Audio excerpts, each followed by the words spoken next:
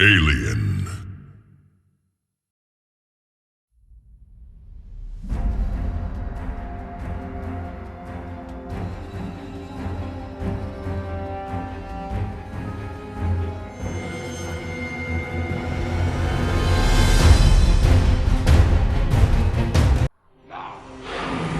The alien tore through Shinnok's flesh, reducing him to a bloody pulp. The creature then returned to its nest in Outworld. It continued to venture forth looking for suitable hosts for use in establishing a new hive. The alien found more than a few intriguing species and dragged them back to its lair. Once a queen had been spawned, the alien's new hive multiplied quickly and spread unchecked throughout the realm. Emperor Kotal Khan attempted to save Outworld in a desperate final attack on the alien's main nesting ground. The attack failed. Outworld belonged to the aliens. Scorpion.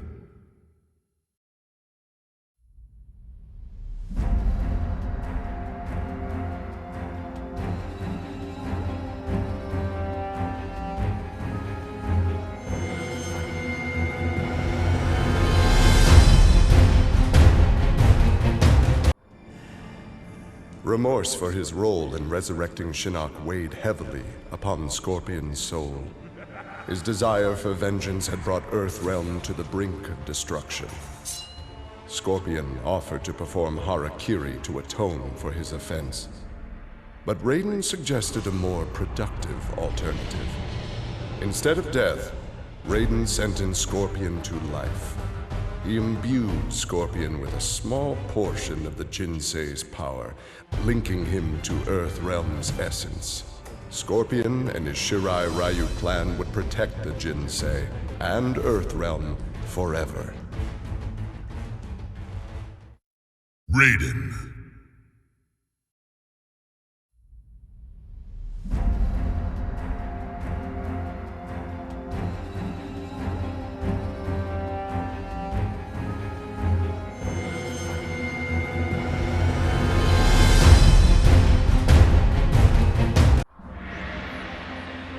After millennia of fending off Earthrealm's enemies, Raiden began to wonder if defense was the best path to peace. In a change of tactics, Raiden and the Shirai Ryu attacked Kotal Khan's armies before they could rebuild. They decimated the Emperor's forces, leaving Outworld at their mercy. The victorious Raiden claimed dominion over Outworld. The first of many threats to Earthrealm had been removed. Kotal Khan.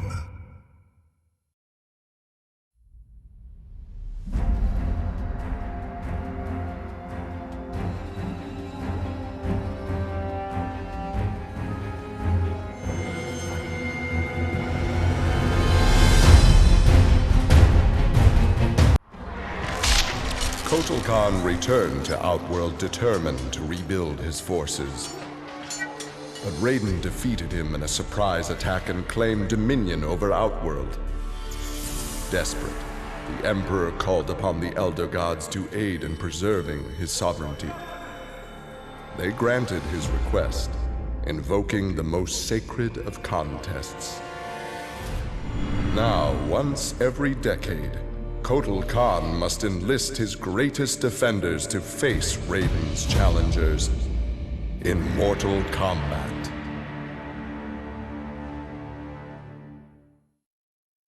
For Raicho.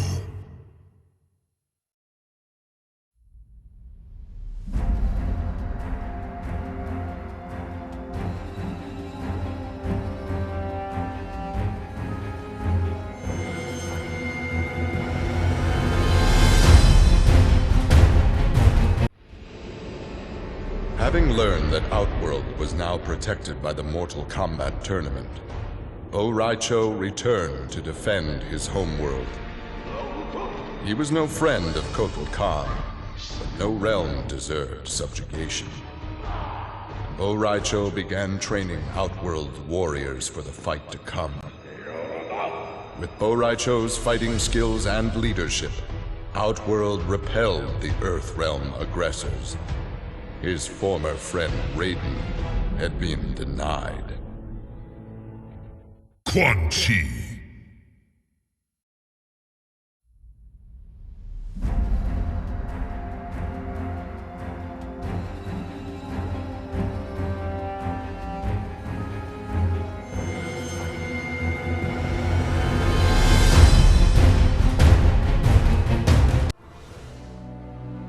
Quan Chi had long been a servant of Shinnok. His role in freeing him from imprisonment had not gone unnoticed by the Elder Gods. Shinnok was no longer a threat, but Quan Chi's actions had given rise to a new power. After much deliberation, the Elder Gods contrived a plan to rebalance this power before it grew further. Free will was burned from Quan Chi's soul and replaced with a single directive. He must kill Raiden. Cassie Cage.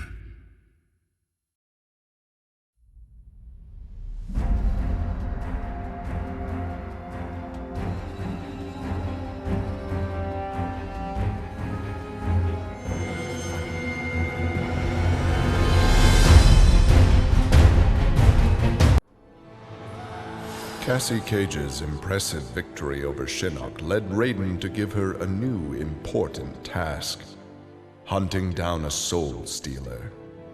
Cassie did not have to be told that the suspect could be a resurrected Shang Tsung. Having tracked him from the site of his last known assault, Cassie confronted the withered old man. He fought desperately but was ultimately defeated. As the old man lay dying before her, Cassie asked his name. With a mixture of sadness and relief, he whispered, "Shujinko." Devora.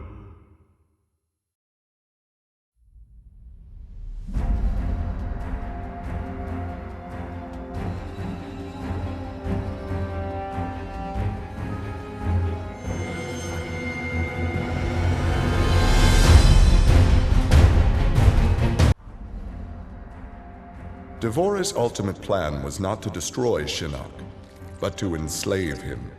She implanted larvae, her young, in his body to gestate.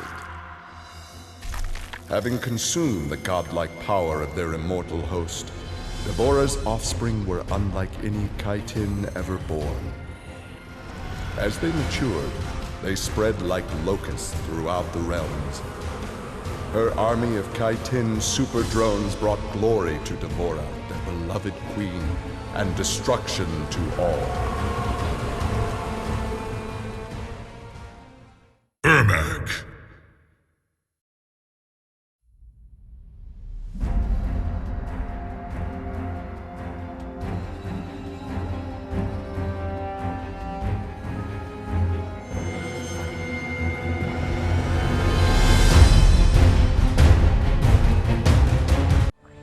Alone once more, Ermac searched the labyrinthine corridors of Shao Kahn's old fortress, searching for the source of a faint voice calling to him. Suddenly, a wisp of dust brushed his chest, wrenching free one of his many souls. The dust took the form of a man who began to consume soul after soul. As the weakened Ermac stared helplessly, he recognized the mysterious figure. The sorcerer Shang Tsung, returned from death. Aaron Black.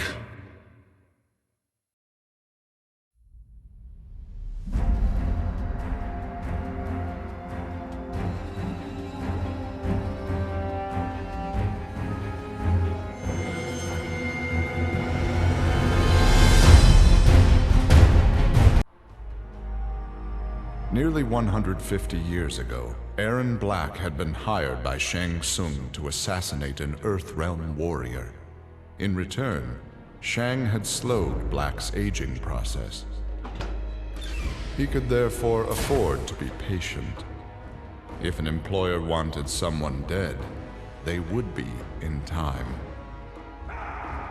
A team of young Earthrealm warriors had caused Aaron Black's current employer, Kotal Khan, much inconvenience. With the patience of a viper, Black eliminated them all. Jax.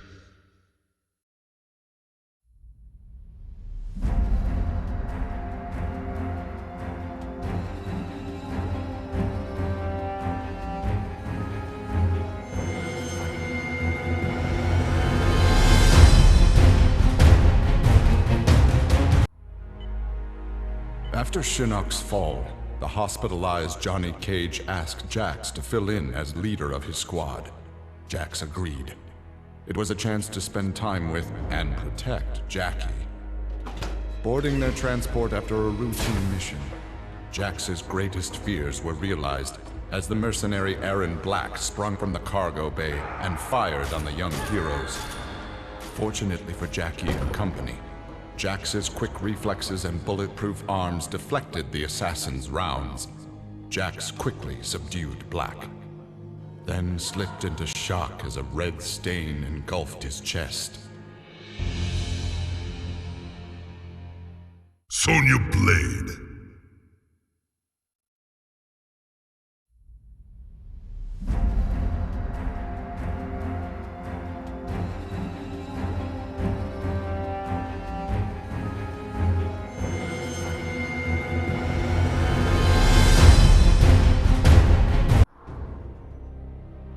Exhausted by her ordeals, Sonya slipped into a deep sleep and began to dream. Kano held Jax and Cassie hostage. He made Sonya choose who would live and who would die. Seeing no way to free them both, she chose Cassie and screamed as Kano killed Jax before her eyes. Still screaming, she was awoken by Johnny. He had horrific news. Jax was dead by an assassin's bullet. Ferrator.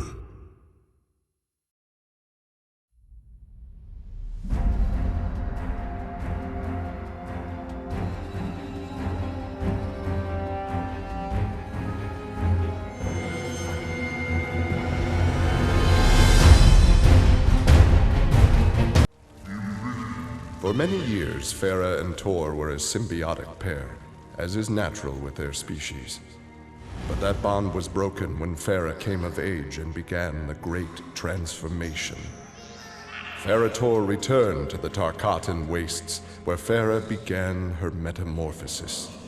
The process took an agonizing 3 outworld years, during which time Tor withered and died. Now a brute, Farah will be chosen by a rider. A new symbiotic pairing will be forged, and new battles will be won. Goro.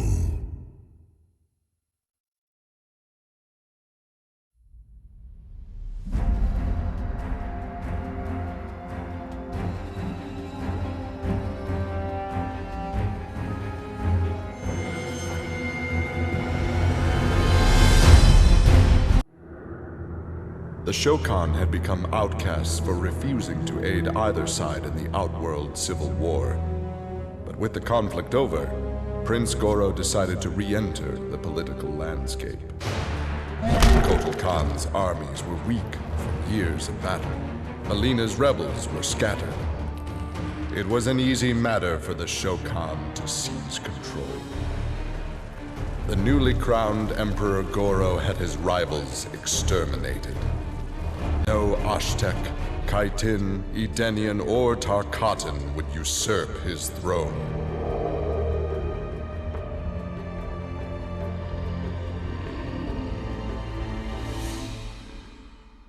Jackie Briggs.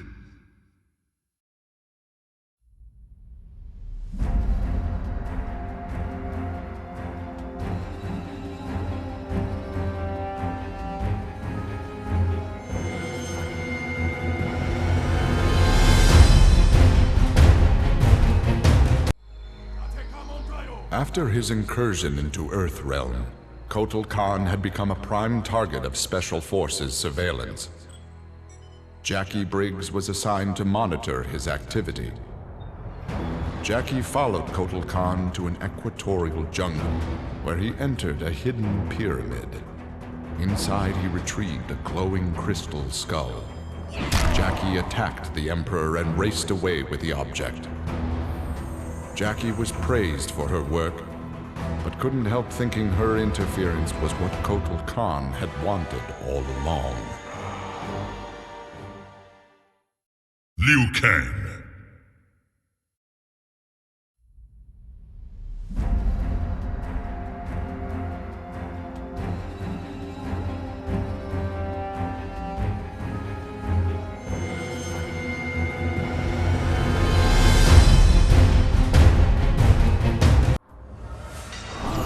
With Shinnok defeated, Liu Kang explored the NetherRealm, a world that, without Shinnok's controlling power, had descended into chaos. Liu Kang was no sorcerer or elder god, but his fighting skill was more than enough to beat NetherRealm's demons into submission.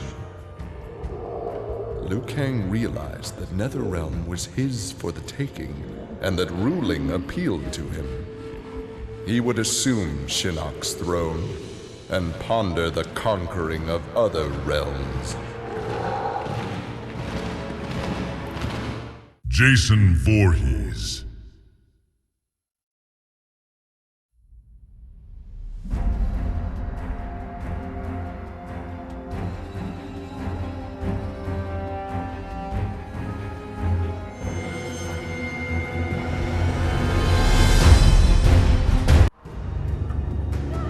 Like Scorpion, Jason Voorhees was a revenant.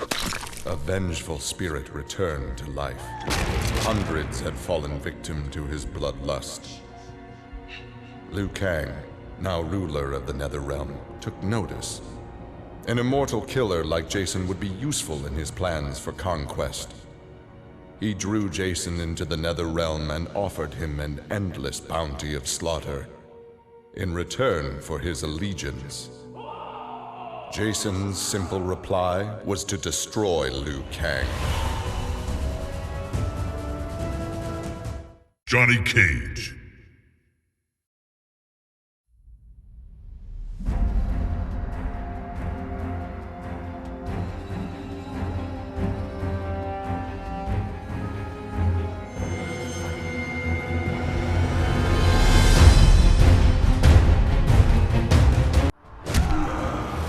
Johnny Cage's life had turned out to be stranger than any science fiction film, but he knew the final scene was approaching.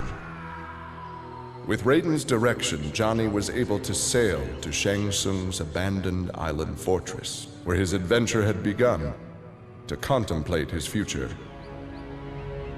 Amid the rubble, Johnny found an ancient tome. Its pages revealed that Shang Tsung had unraveled the secret to Edenian long life. Johnny Cage's retirement would have to wait. Kano.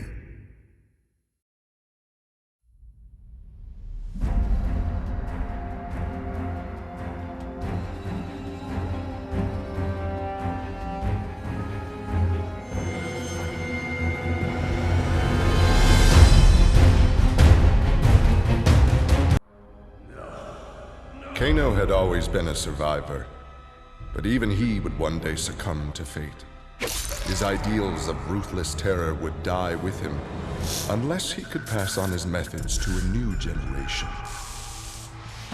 Combat, weapons, high-tech sabotage, torture, all would be part of the curriculum. But before his students could learn his techniques, Kano would beat the weakness out of them.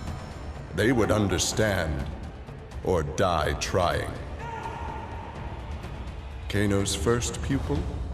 His own son. Class was now in session. Takeda.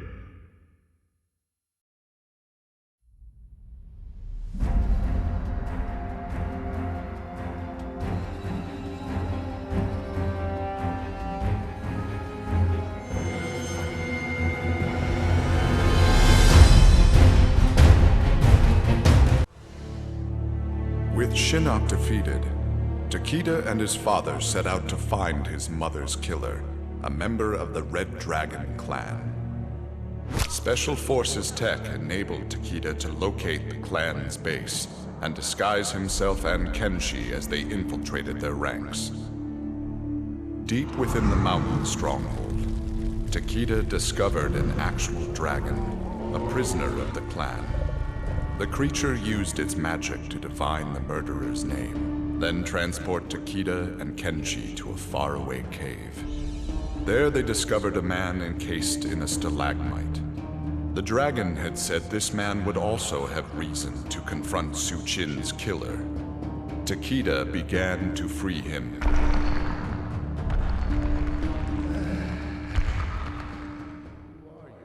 Kenshi.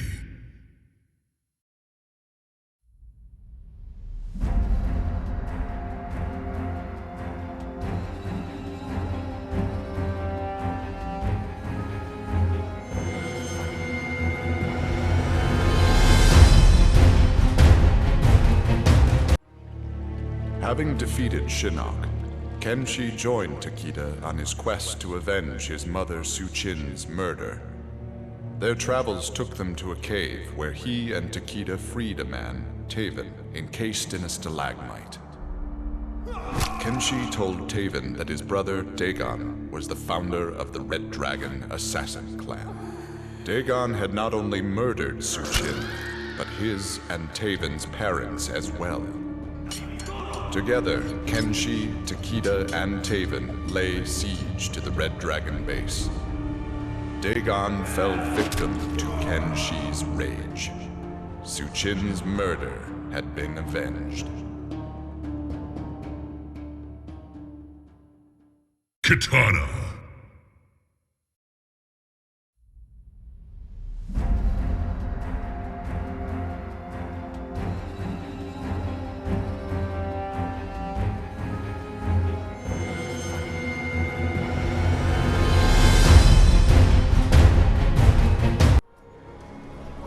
Katana found herself walking the streets of a magnificent, shining city.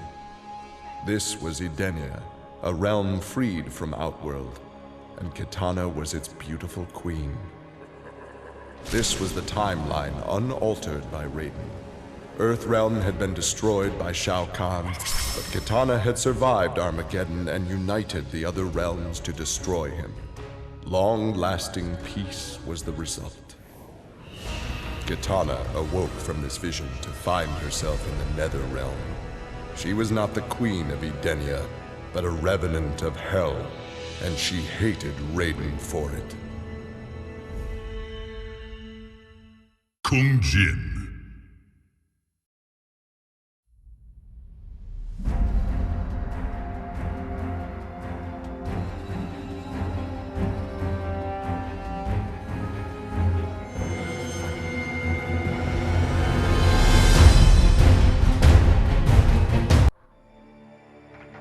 For his role in saving Earthrealm, Kung Jin's family created a statue in his likeness for inclusion in Raiden's revered collection. But Kung Jin's thoughts were with one no longer accepted by his family, Kung Lao. Kung Jin set out to locate his cousin and found him in the NetherRealm. Raiden believed Kung Lao's tortured soul was forever trapped without Quan Chi's magic to free him. But Kung Jin knew the Shaolin was stronger than any sorcerer's spell. He vowed to help Kung Lao fight off the evil that had remade him. Kung Lao.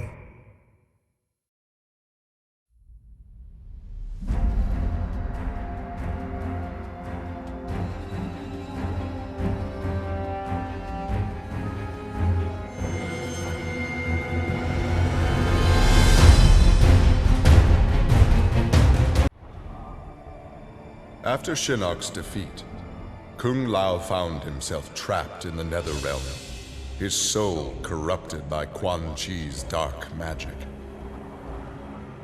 There he would have remained but for the aid of his cousin Kung Jin. Together, their Shaolin strength repelled the evil sufficiently enough for Kung Lao to escape that dark realm and control his inner demons. Compromised but not lost, Kung Lao now exists as an agent of vengeance. He will show evil no mercy. Leatherface.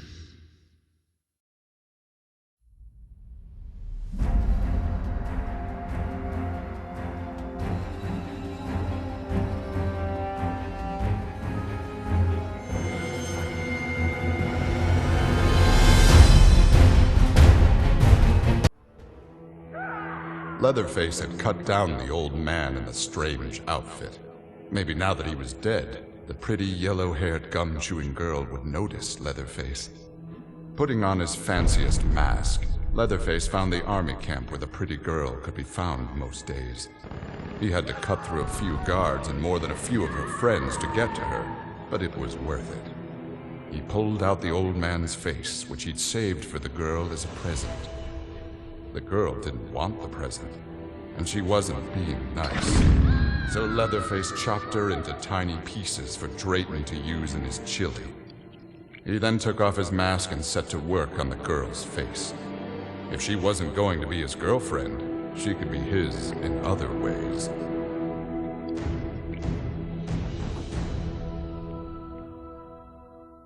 Melina.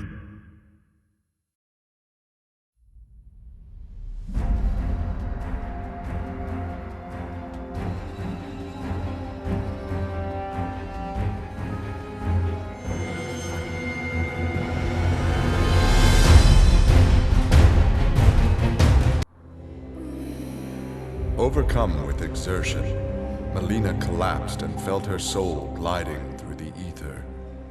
She awoke in an incubation chamber. Nearby were countless others, each containing an exact copy of her. Melina found she could read each being's mind and they hers.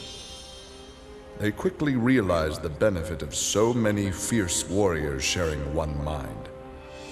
As they plotted revenge on their enemies, the architect of the Melina's awakening laughed quietly. Predator.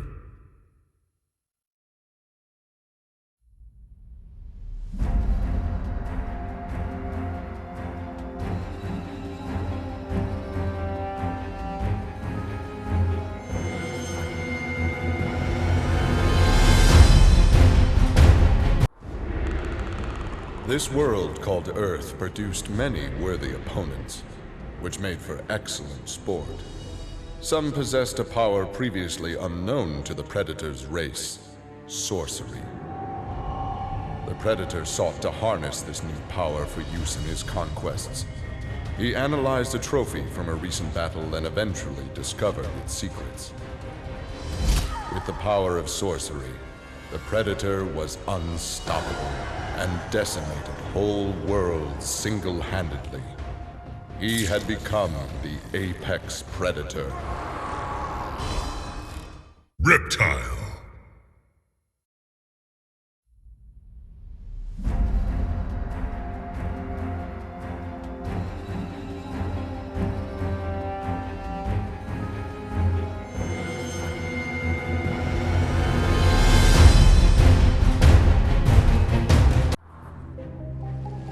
After Shinnok's defeat, Reptile was ordered to Earthrealm by Kotal Khan to assess the damage. Such intel could prove useful in future conflicts. Stumbling upon a collapsed cavern, exposed during the crisis, Reptile was shocked to see raptors emerging from within. Unlike the rest of his race, these raptors had never left Earthrealm for the doomed realm of Zaterra, and thus had remained safe and hidden. Alone no more, Reptile vowed to remain with his rediscovered people and reclaim their Earthrealm homeland. Shinnok.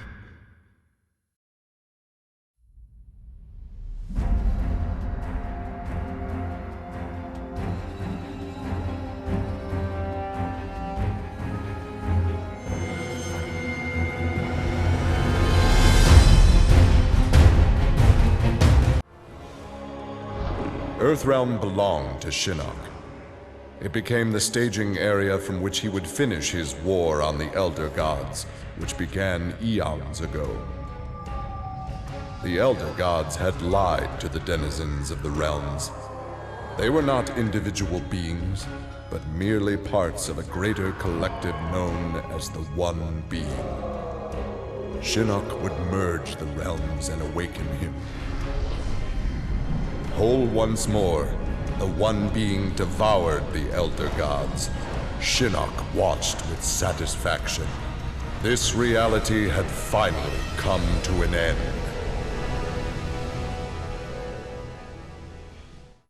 Sub-Zero.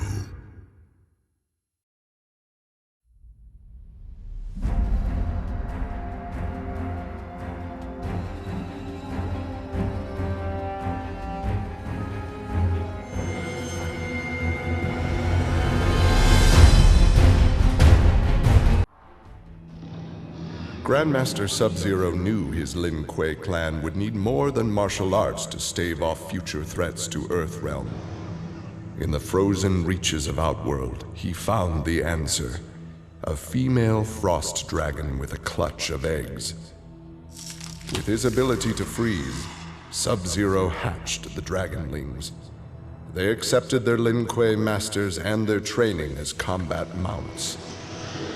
With a force of dragon riders, the Lin Kuei's ferocity became legend. None dared risk conflict with Earthrealm. Tanya.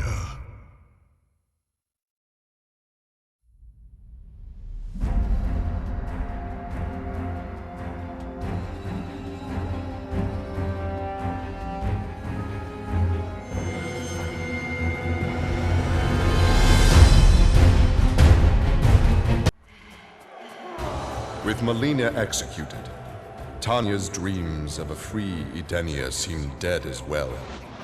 She and the other rebels were fugitives from Kotal Khan's justice.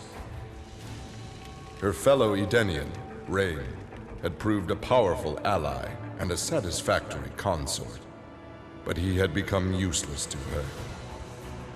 In exchange for leniency, Tanya informed the Khan of Rain's whereabouts. Imprisoned, but alive, Tanya's plotting began anew.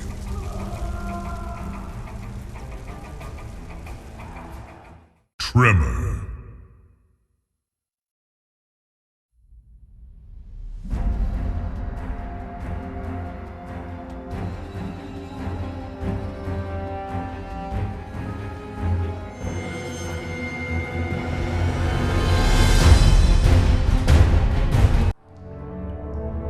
Standing over Shinnok, Tremor reveled in his power. Much had changed since the Black Dragon's excursion to the Dream Realm. Kano had sent Tremor's team there to retrieve a psych bomb to be used in Kano's theft of Shinnok's amulet. Exposure to that realm had increased Tremor's power and expanded his mind. He would evolve into an Earth Elemental, a demigod whose power would rival that of Raiden and Fujin. Triborg.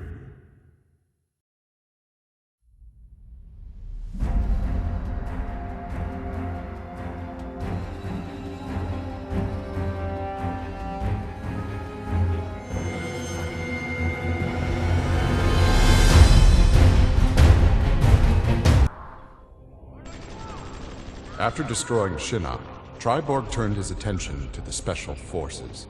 General Blade and the others fought valiantly, but their human weaknesses led to their inevitable defeat. Now with access to the SF computer network, Triborg used it to interface with the Lin Kuei storage drives from which he was spawned. He saved the brainwave data of dozens of his Lin Kuei brothers and sisters to the SF servers. The SF laboratories provided the materials necessary for Triborg to create cybernetic bodies for each one.